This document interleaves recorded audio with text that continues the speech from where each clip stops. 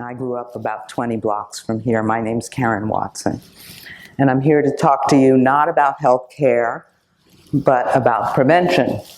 I work with Esther Dyson on a project called The Way to Wellville. It is a project of HICCUP, the Health Initiative Coordinating Council. It's our first project.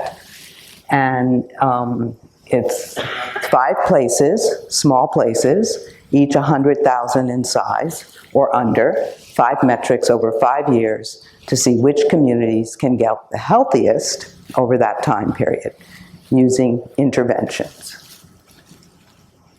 So this all started when Esther was about to go on stage to talk about a 2009 X Prize that never actually happened to see which communities could get healthiest. And she was about to go on stage talking about how this was really a good idea and somebody should have done this.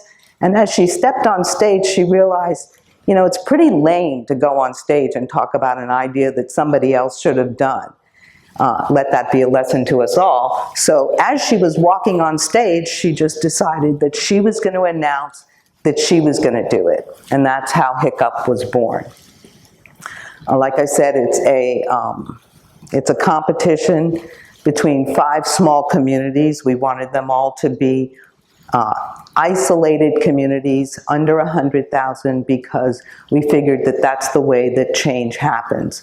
They're going to use collaborative efforts, multi-stakeholder efforts and approaches and interventions to invest in health rather than health care. We got 41 applications and we spent we got 41 applications, we narrowed it down to 10, and we spent the last part of the summer essentially going around to visit these very small communities and talk to them about their idea for how they would improve their health. In many cases, they had already formed collaborations, but the application process really spurred them to to come together as communities. And so that was part of the criteria that we had, that they had to have really deep support within the community to intervene on behalf of their communities for health. And so we narrowed it down to 5, and the 5 are Clatsop, Oregon, Lake County, California, Niagara Falls, New York, Greater Muskegon, Michigan, and Spartanburg, South Carolina. And by the way, the 36 communities that weren't chosen didn't lose, they became part of what we call Greater Wellville. So our role as a coordinating committee is to essentially bring to them resources that they might not otherwise have to help them make their communities healthier.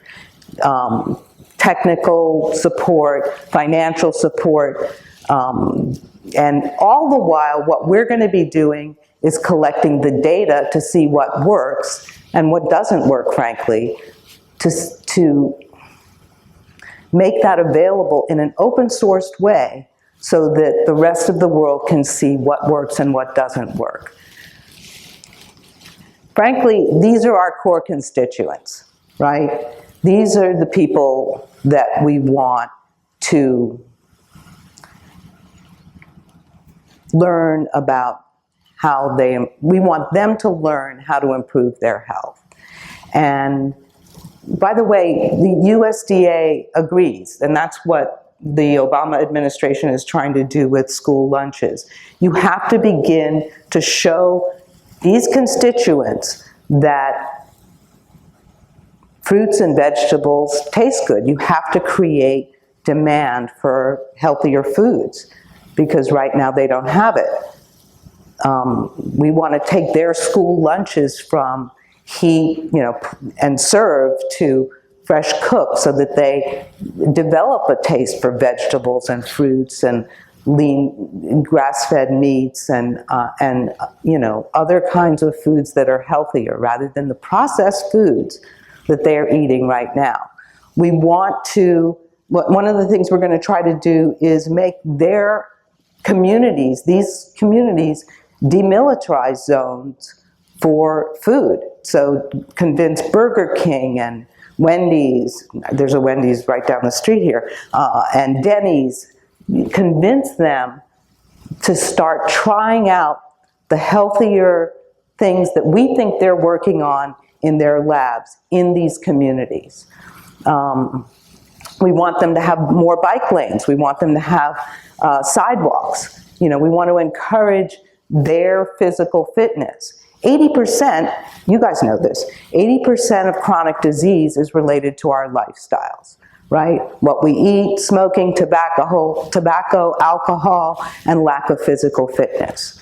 So we essentially want to see these people not coming to you. We want you to be free to treat people who have, you know, had accidents, have genetic diseases, and really, you know, make them healthy throughout their lives.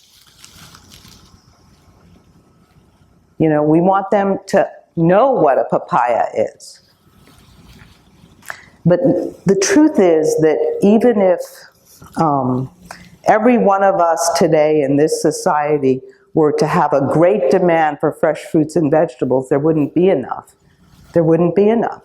So that's why we're trying to bring innovations to them like this, AGRITECTURE. Vertical agriculture that uses less water and is pesticide-free, creates jobs, and is easier on the environment.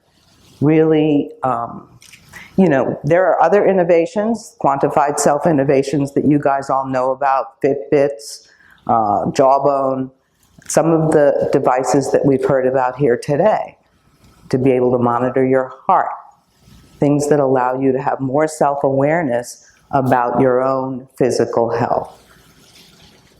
But one of the biggest ways that we're really trying to innovate is this way.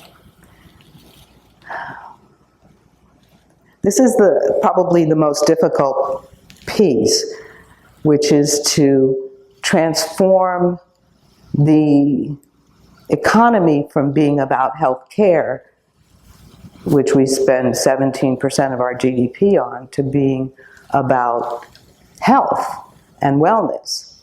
To essentially show investors that investing in health is sustainable, that if you invest in making people healthier, that the savings that you have can be gained as revenue back to you.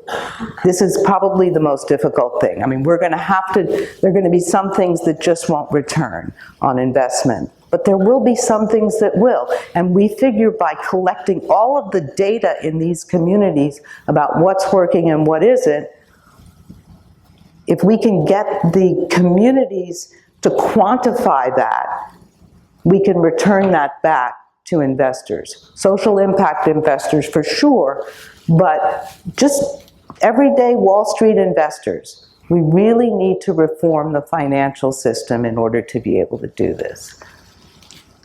So essentially, this is a very big and difficult thing we're trying to do because it means that we need public policy reform. It means parents and children need to reform their behaviors. It means that food companies and processed food companies need to reform their whole business. Advertisers. I mean, it means an entire change in the way that we think about things. But we have to begin somewhere, and this is essentially where we're beginning. Thank you very much.